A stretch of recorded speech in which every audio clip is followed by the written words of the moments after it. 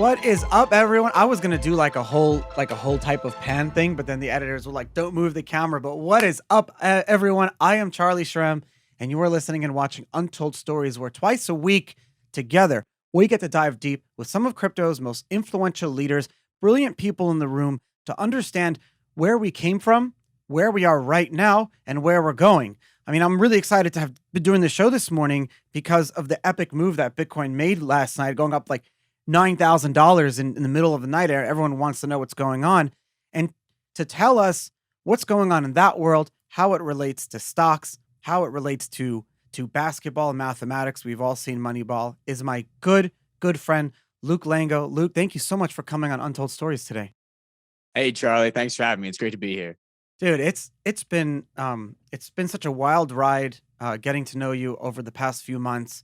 We're going to be working together over the next few years and building up some amazing things, helping take people out of what we've been doing together is helping take people out of like debt, out of their day-to-day lives, their paycheck to paycheck lives, and bring them out into this like whole next level of sovereignty, of personal sovereignty. And that's been like our ethos together for so many years. Yeah, that's exactly right, Charlie. I mean, we are at the tipping point of a tectonic shift in society. You know, it spans more than cryptos. It goes into technology. It goes into AI. It goes into so many different things. And you know, if you're on the right side of this shift, then your life will change for the better. And if you're on the wrong side of the shift, well, let's just make sure we're not on the wrong side of that shift. How about that? That's really what it's about. That's what we've been trying to tell people for years. It's just don't be on the wrong side of it.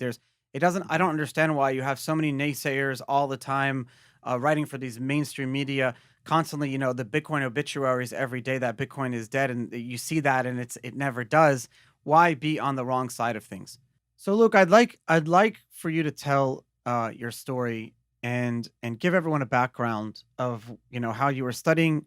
You were playing sports in college. You were studying in Caltech. You started to understand mathematics and how it all relates. You started to figure it out started studying markets and understanding stocks, and you ended up becoming years later the number one world stock picker.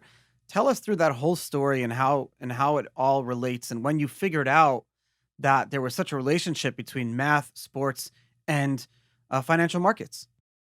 Right, Charlie. So, you know, I'm a Moneyball guy. I mean, you said it yourself, Moneyball, the movie that's been an inspiration for me. That's kind of how I got started was through Moneyball type work. You Really? know, through and through since day one, I've had two life passions. One is sports and the other is mathematics.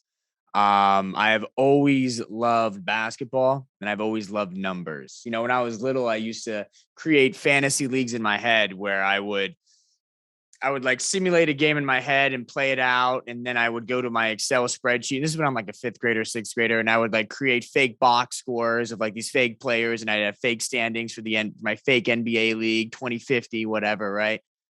So I was always about trying to, just use numbers and sports and combine the two and just have fun with it. So, through that, my journey kind of led me to playing ball in college at Caltech, and that was a lot of fun. I really enjoyed that. And while there, I sort of took my data and sports love to the next level, and I linked up with Fred Clare, who's the former general manager of the Dodgers, and actually was the GM of the Dodgers when they won the 1988 World Series. Fabulous man, Wow. really smart man, but an even better human being. Super cool guy. He and I linked up. He was a professor of a Moneyball class at Caltech. He co-taught a Moneyball class at Caltech when I was a freshman. I took that class. I fell in love with understanding sports data analytics and applying that to actionable causes. After that class, we became buddies. He started a sports data business called Scoutables. I jumped into Wow. that business immediately as soon as Fred asked me to. And man, that was an awesome journey. You and I have just recorded an event called The Awakening that we're Mhm. very excited about because a lot of people want to know where we're going in this whole industry, and so we recorded it and we put it out together. on Investor Place Media, and that's what we're going to be doing together over the next year. And everyone can check it out. What do you think? Like market structures, how are they different in crypto markets and legacy markets? Do crypto markets even have structure? They do have structure. It's a very different type of structure. It's much more Wild West, I would say, than Yeah. than your typical legacy market structure. But that's for the better because sometimes you need a little chaos to bring a better order. When you have an incumbent and you have a situation and a process that has been in place for a long time. People get complacent. They don't look for disruption. They don't look to change or improve the situation. And sometimes you need a little bit of Wild West action to make things better. And that's what the crypto markets are right now. They look like the Wild West. You have 10% moves higher one day, 20% drawdowns the next, 40% rallies the next. It feels like the Wild West to a lot of old school investors, but what it's trying to do, what this new order is trying to do is basically enable more liquidity, enable more flexibility, and democratize opportunities for retail investors to engage in what are, life-changing investments and not just hold those opportunities for a select few of smart money folks and hedge funds and private investors. So I think that the intention of this Wild West sort of market structure in cryptos is very, very good. And it will not be the Wild West forever. It will actually end up being a new order that I think is much fairer, freer, and faster. How like was there was the stock market Wild West at a certain time? What type of I guess Not opportunities? to the that's a great question, Charlie. And I would say yes. I mean, the old school movies like Trading Places, right? Eddie Murphy, where they're in the pit and they're screaming out for pork futures and whatnot. So there definitely was a Wild West era to stock market trading and bond market trading, but not to the extent that the crypto market is, and that's because of the internet, right? Mm. Access to investment opportunities in the stock market back when it was very early were few and far between. Rich folks who had a lot of money and had access to the market were the only ones trading. Whereas today, because of the internet, all you have to do is open up a Coinbase account and boom, you're in the crypto markets. So because of that, access is democratized thanks to the internet. And that is causing a more Wild West environment today in the crypto market than there was in the stock market back in the early days. But make no mistake, the stock market did have its Wild West era, did find an order, and did find stability and equilibrium. And the crypto market should do the exact same in the coming years. But again, because there's more liquidity at this point in time, the new order that's established will have a placeholder or a seat at the table, if you will, for a lot more folks. At the end of the day, we all want to make a lot of money for ourselves and our family. And Mhm. increasing the amount of so a lot of people are looking at right now where we are in the crypto space. We just had this like maybe month off of cool off period going from Mhm. $60,000 of Bitcoin. I'll use Bitcoin because all of the altcoins and the whole cryptocurrency market kind of follows that. Goes down from 60 to 30,000, then now sitting a little under 40. Um, when you look at all this, you have two camps, right? You have the camp that says more regulation, more turning global crypto into the stock market will increase the capital pools and everyone will make money because everything will go up because there'll be simply more money now. Crypto will go from a $2 trillion total amount of money locked in right now, which is all it is. Total 2 trillion is not a lot of money to potentially 20 trillion. So everything 10x's. There's the camp that believes that. So as long as you're, in things that are not scams, then you're going to do well. And there's a lot of people who believe that crypto needs to stay decentralized exchanges, needs to stay like not connected to the legacy financial world in order to have to maintain all those crazy opportunities. Which boat are you in? Right. You don't have to be So in I both think either. as is the case with most things, right? The truth is neither extreme. It's often a balance of the two. Yeah. It's some medium of the two. And that's where I think this debate lies in the long term. The answer lies. We what good is a breakthrough technology, a game-changing technology, if only the few can use it and only the few can tap into it? By the same, you know, token, No you pun have some intended. very Yeah, what's up? No pun Yeah, token. intended. No pun intended. Uh, you have some very legitimate arguments that if bigger money comes into it and bigger players come into it and more central authorities come into it, you are going to compromise the integrity of the original system and the, original intentions of what crypto was set out to be. But there's a way to do that, to introduce this big money, to democratize the opportunities of cryptocurrencies, democratize blockchains, so that it can create applications that actually help the world and not just a few hundred thousand, a few million people. There's a way to do that without compromising the integrity of the system. And I think that's where you're seeing a lot of innovative new projects spring Mm. up. That's where the innovation in cryptos happens and that's why you think, you look at cryptos as they are today. I mean, it's an evolution. These are technologies that are evolving. It's not just a, set it and forget it type situation. You have your blockchain 1.0, and then you have an iteration on top of that, an evolution, a blockchain 2.0, a blockchain 3.0. And these technologies are going to continue evolving over the next decade to account for things such as big money coming into it and trying to influence it in a way that may not be for the best uses. And I think that as the technology continues to evolve, it will handle these new challenges and continue to keep cryptocurrency the way it should be and the way it has always meant to be. And those projects are the ones that I think folks should be most interested in and invested in today, because those are the projects that will succeed in the long run. The ones that'll democratize opportunity while still staying true to the core cryptocurrency cause.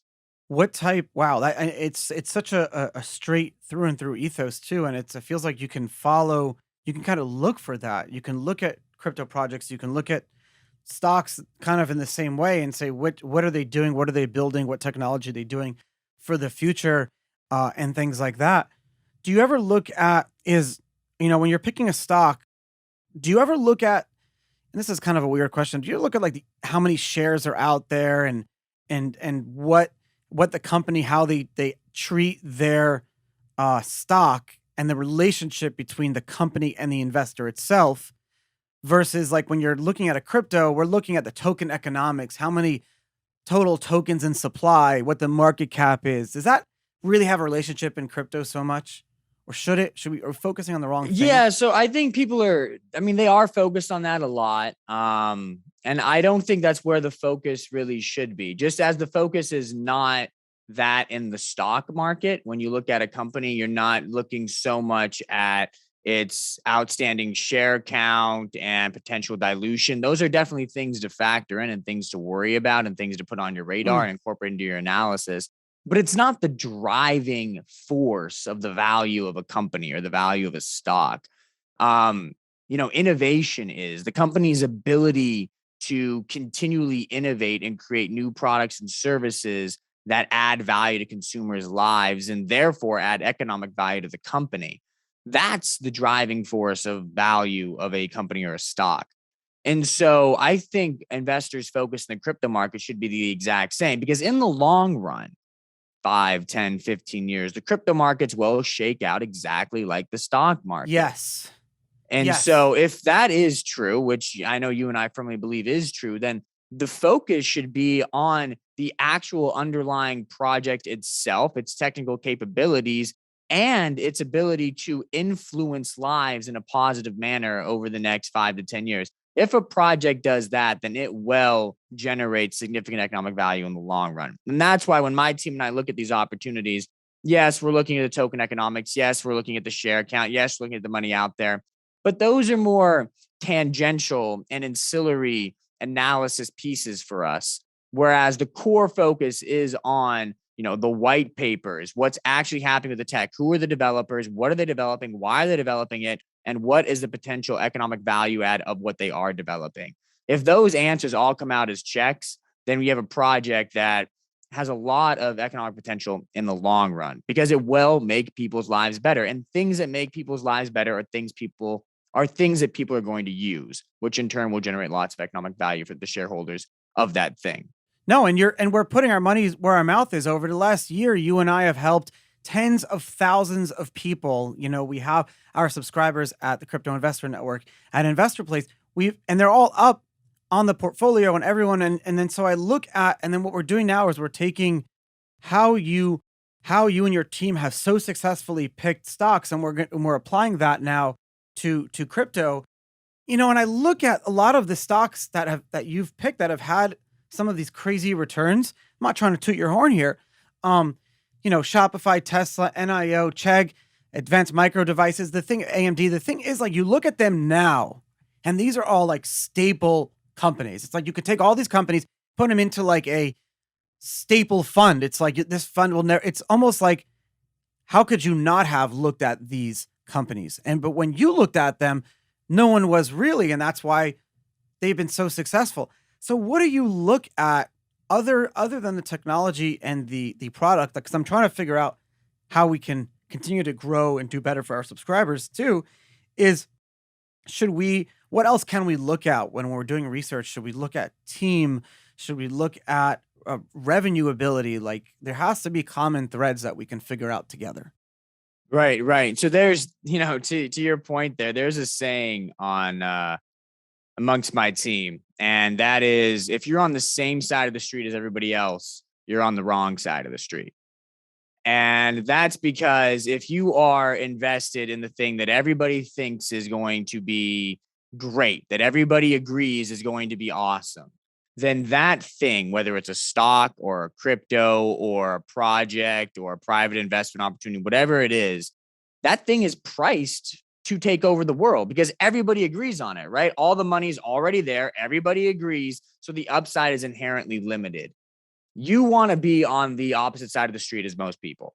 And that's where, you yourself found yourself in 2011. You found yourself there in 2018. I mean, consistently you found yourself there. And it's when you find yourself on that wrong side of the street is when you buy, because that's when you have the massive upside returns. We've seen it again and again in the crypto markets. And that's where I found my success in the names you mentioned, like Neo and Chegg and AMD. When I found those companies, nobody thought they were going to be big. AMD was on the verge of bankruptcy in 2015 when I was pounding on the table saying, hey, this is going to be a company that comes out with the next gen CPU that's going to rival Intel and is going to take over significant market share from that, multi-$100 billion giant.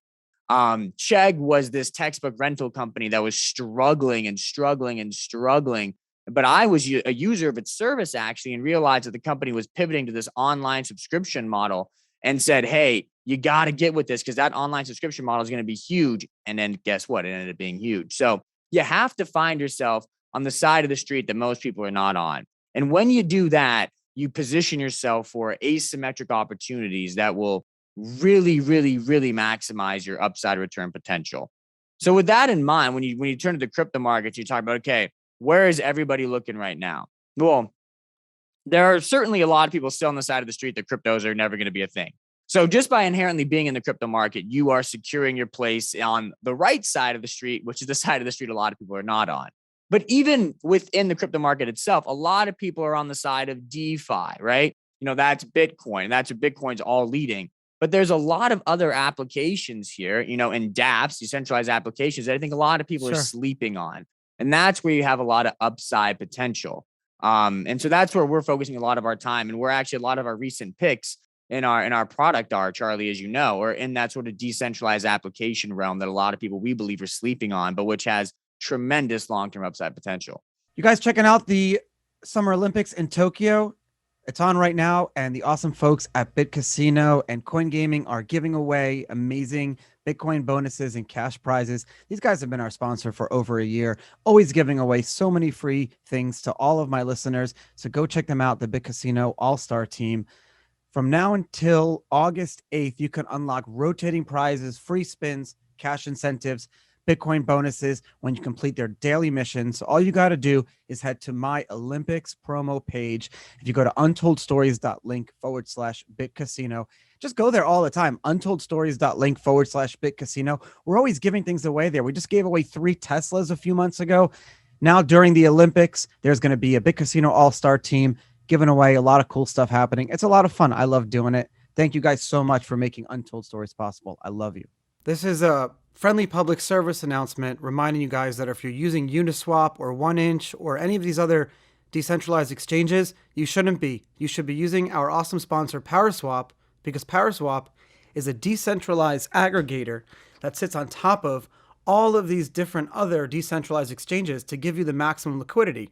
But not only do they work on Ethereum, but now they work on Polygon and Binance Smart Chain. So you can do all of these type of crazy swaps, defining, going from one token to another, to USDC, to USDT, to wrapped Bitcoin, to all these different coins and tokens, all do it in a decentralized way.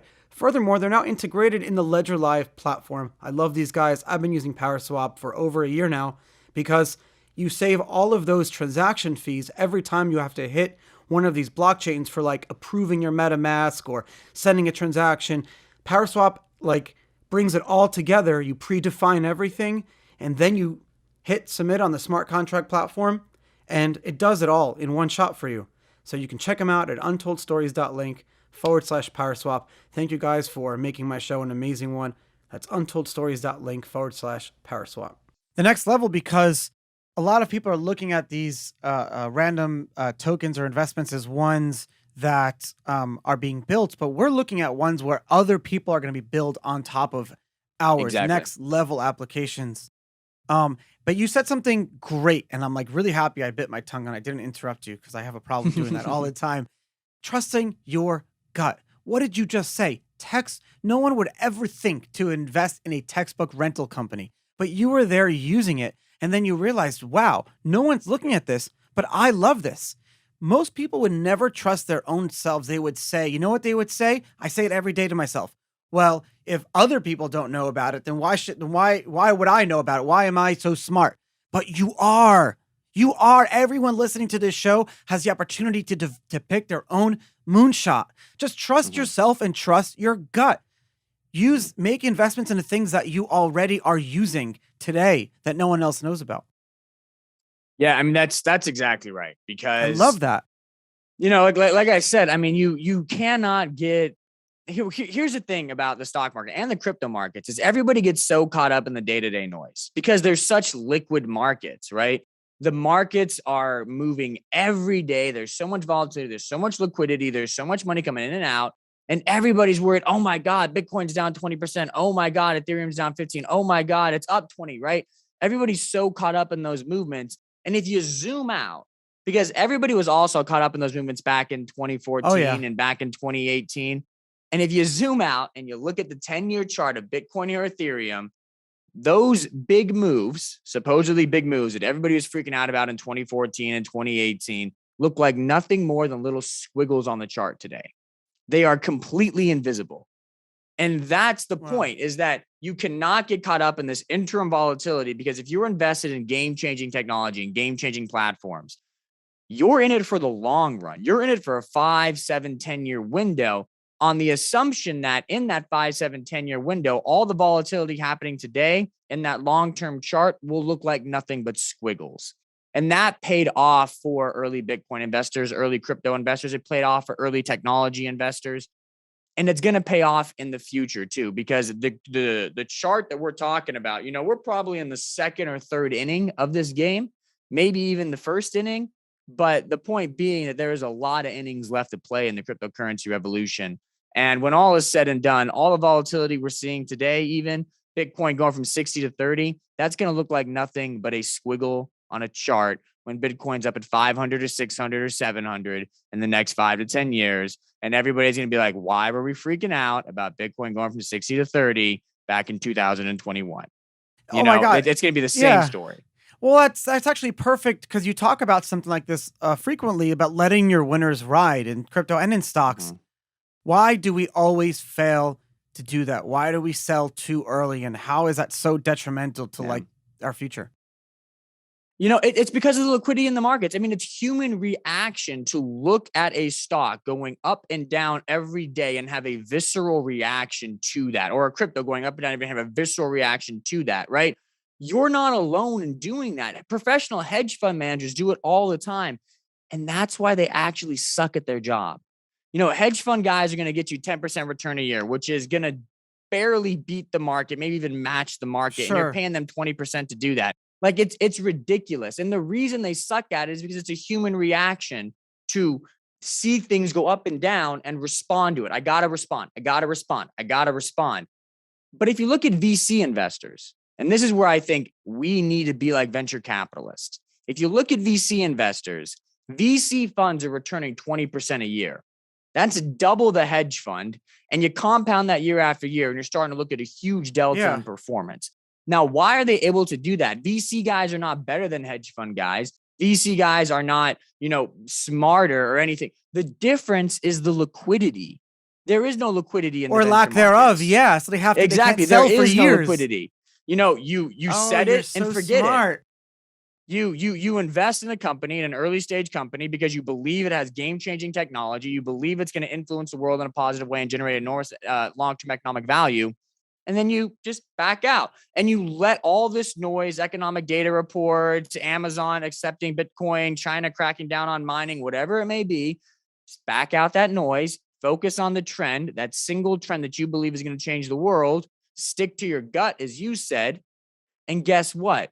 The data shows, the track record proves you're going to make a lot more money than the folks that are just losing their head and running around like a chicken without its head cut off, or with its head cut off, trying to time the market and beat all these little different headline news events. Just forget all that noise, stick with the underlying technology, and you are going to be way better in the long run than the folks that get caught up in the noise. And say that's going to happen in the crypto market. So that's where I'll say things there. It's so funny because the tokens and the coins that I've done well on are the ones that have like forced me to vest after a year and a half, 2 years, where you can't sell. And so like this is the first time in 207 episodes that I've had a good understanding of why liquidity is good, but also liquidity can be bad, because liquidity can force you to not stay loyal to the project. And humans, we are so imperfect. Realizing our imperfection when we will all like consciously say we are imperfect, that's when we will become perfect, and we'll never be able to do that. So it's like this common, I have this, the belief about energy and the world and everything that we live in. You brought up yields in the traditional market, 10%. Okay, so like, I've heard of this thing called the 4% rule, where if you have $1 million in the stock market, your average return is 9%. So you can take out 4% a year, live off that, and then you'll continue to make that other 5% and it compounds or whatever. This is in like the FIRE movement, the financial independence, retire early. But I don't like the 4% rule. Who wants to live off 4%? I like the 8% rule. I want to live off 8%. In crypto, you can get 12 to 15% yield, similar to where in the traditional markets, you're getting that 9-10% yield. Are yields drying up in traditional markets? Is that money going to go towards crypto, where it's like the money can be used more efficiently? Probably. I mean, we're living in a crazy inflationary time too.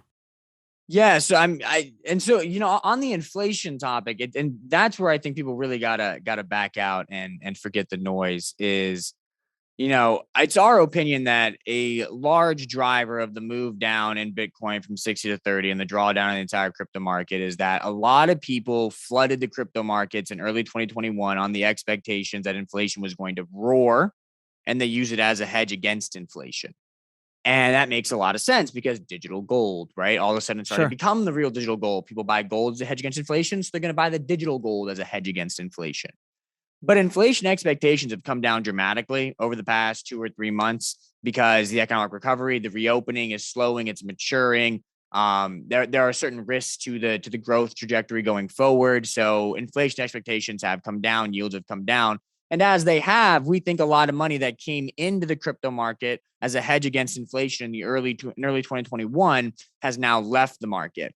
And as I say that to you, my 2 cents is, how silly is that? Sure. Right. I mean, if you're going to trade cryptos based on their hedgeability against inflation, then you don't get the big picture, right? You don't get the big picture of the fact that the blockchain technology these coins and tokens are built on top of have the power to disintermediate multi-trillion-dollar economic systems across the globe to create freer, fairer, and faster access to goods and services for people.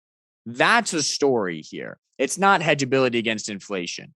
So if you're going to get caught up in the hedgeability against inflation, then you're going to lose money because you do not understand where the actual driver That's the wrong of side of the street. is. That's the wrong side of the street. That's the wrong side of the street. Exactly. And that's the thing is you read all about inflation in the mainstream media, right? That's where everybody is right now. You want to be on the other side of the street from everybody. And that's the side of like, I don't care about any of that stuff. Inflation is going to do what it's going to do. Cryptos are still going to do what they're going to do too, regardless of how inflation plays out. Cryptos are going to continue to create these new economic systems that you and I have talked about time and time again. And that doesn't matter if inflation's at 2% or 500%. These systems are going to continue to emerge and continue to change the world. So you got to forget the noise. But back to your question about yields, and yeah, I mean, with the way inflation and everything's playing out, yields in the traditional stock market, traditional financial markets, the bond market, they are drying up, and I think people are looking for income in separate places. And crypto markets are definitely one place you can get that yield. You the way you just explained, the way you just explained kind of how we're looking at the wrong narrative, really is a very good way to explain why crypto is the future to people. Because if you look at it, um, in a way, humanity's not changing in the way of like why we do things, why we feel about things. We're not changing like there's no fundamental shift in the belief and idea about money. Sure, it's happening on a small scale, but if you get caught up in that too much, you'll start to think of like Bitcoin and cryptos as magic internet money and this hocus pocus thing. But if you look at what you kind of just said, I'm going to add on to it a little bit. This is open source software that all Satoshi did was figure out a way to be able to build all of the software that we are using today that powers the world, that you can rebuild that same exact software without having a single point of failure or redundancy, where the risk is spread between all of the operators and users. So it's like a soft landing rather than a hard landing for software. And there's a huge value in that. So if all we do, Luke, is just rebuild the same shit, but on these new rails and do the same thing on these new rails, I mean, we're talking about a fundamental shift still. It's like huge. Mm-hmm. That's kind of like where I look at it. And that's exactly what's going to happen. And I mean, it's a generational thing. I mean, if you go out to the mainstream media or CNBC or wherever, and you look at the people bashing Bitcoin or cryptocurrencies, chances are they're much older folks who don't understand exactly what's going on with technology and how the world's rapidly changing. But you go out to a bar and you you talk to anybody at a bar that's in the ages of 20 to 40, they're gonna get it and they're gonna understand it and they're about it and they're with the movement. And so it really is just a matter of time. I mean, that's the future, where that demographic is the future. It's just only a matter of time before that demographic consumes all of the purchasing power in the world. And at that point in time is when cryptocurrencies truly have a global takeover of sorts. On that note, it was really funny to speak about the popularity of cryptos among younger folks. I remember when I was in Baltimore about 2 or 3 months ago when Elon Musk was bashing Bitcoin and the environmental uses and whatnot.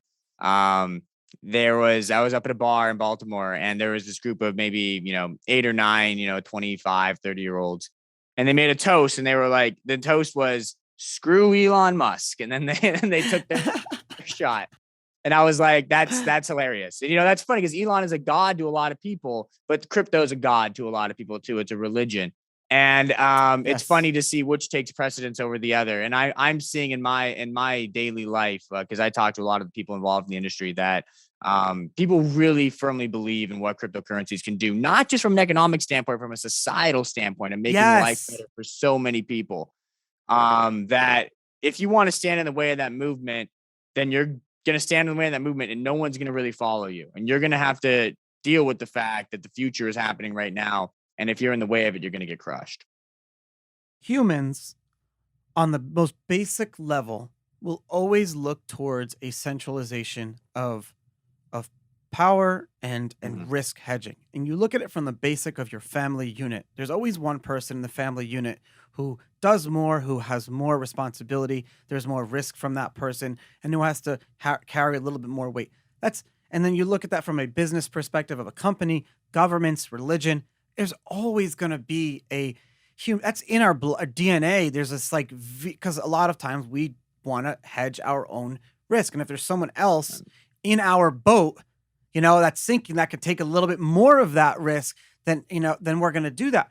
But and this is why it's such a societal shift now, that when you incorporate crypto and the technology into all of these different facets of our life, it's like a backstop against that centralization. It kind of pulls back and says, whoa, whoa, whoa, it's getting a little bit too centralized, needs to pull back a little bit here. It's the and that's why when you bring up Elon Musk, when our industry has almost very quickly had a leader, from Craig Wright to Elon Musk to anyone who has tried to take over Bitcoin, the Bitcoin itself and crypto, because of it's built into the technology itself, would always push that person away, and that person would become the anti-hero.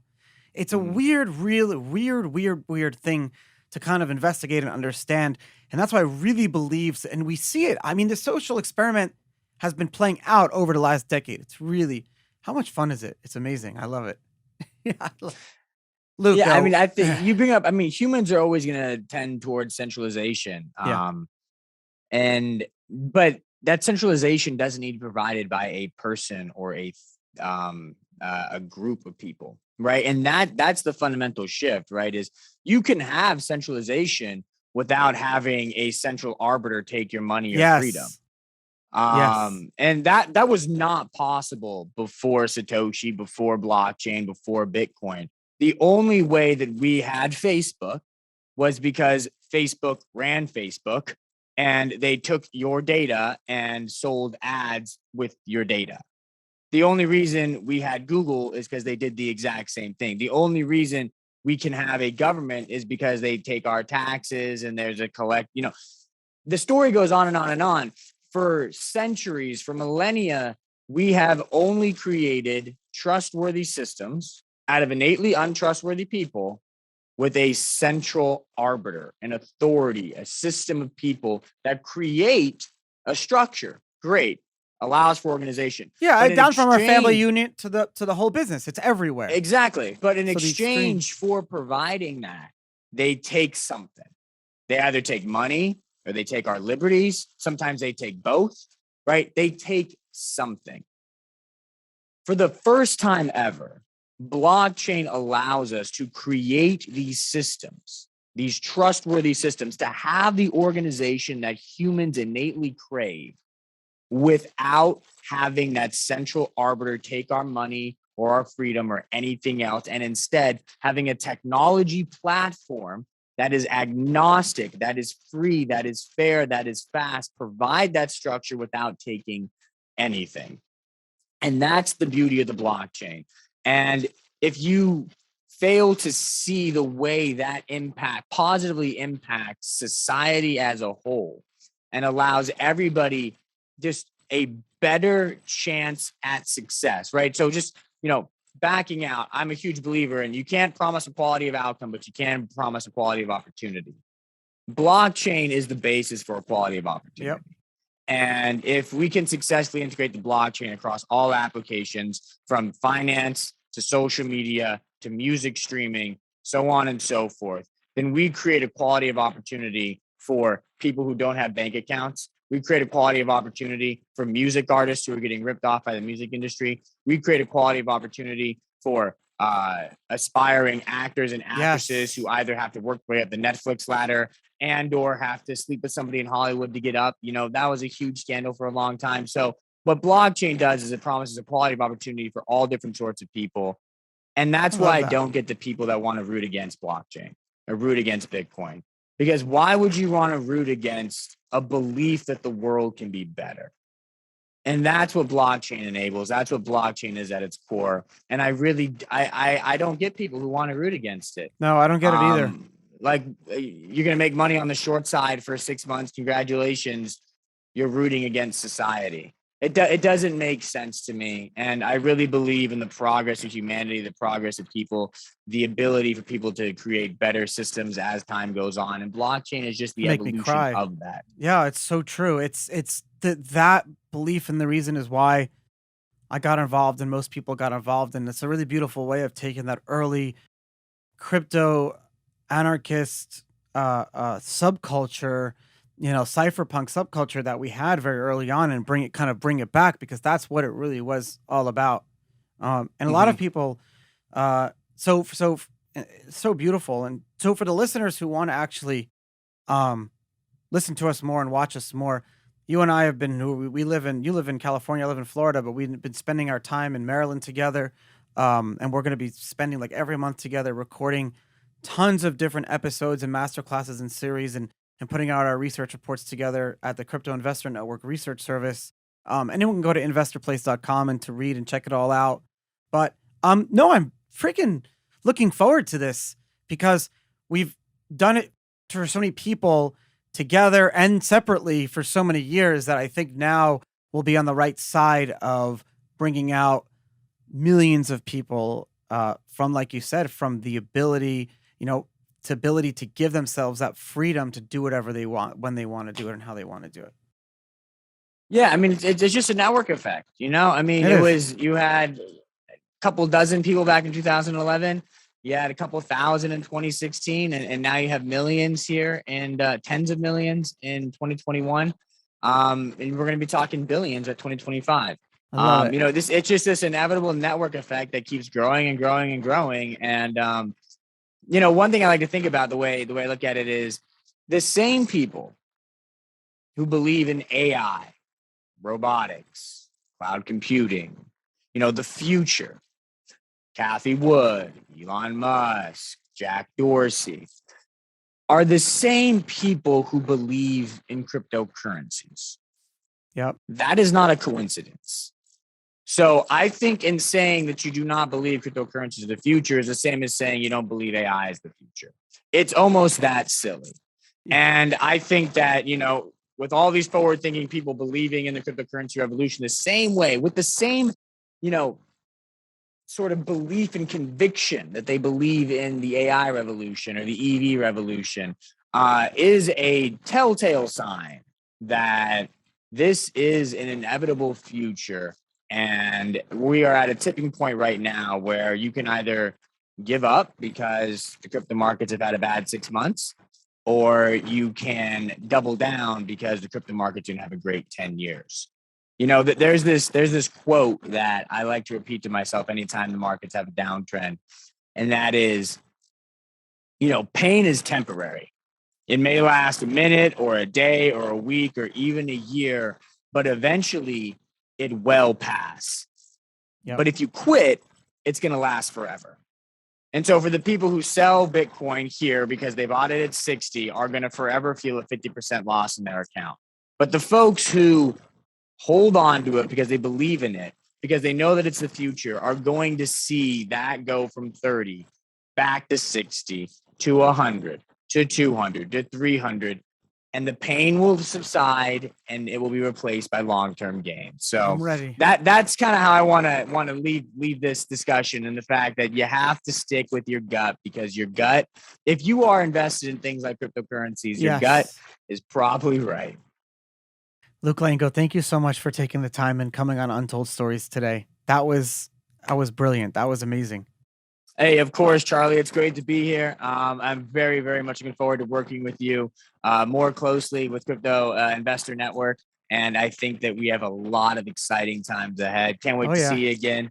Can't wait to see you at your holiday party. I hear you have a pretty good holiday party. Christmas Eve. It's going to be amazing. The best holiday party. Now people are going to be emailing me, want to come. If you're in Florida, our Christmas Eve party is epic. And so everyone's invited. Charlie makes a great Santa. Great. That's what I hear. No, we have a real Santa though. Real Santa, and Mrs. Claus is coming this time. Oh, it's the whole family. Yeah, the whole family. I'll talk to you later. Alrighty, great, Charlie. Thank you so much for having me today.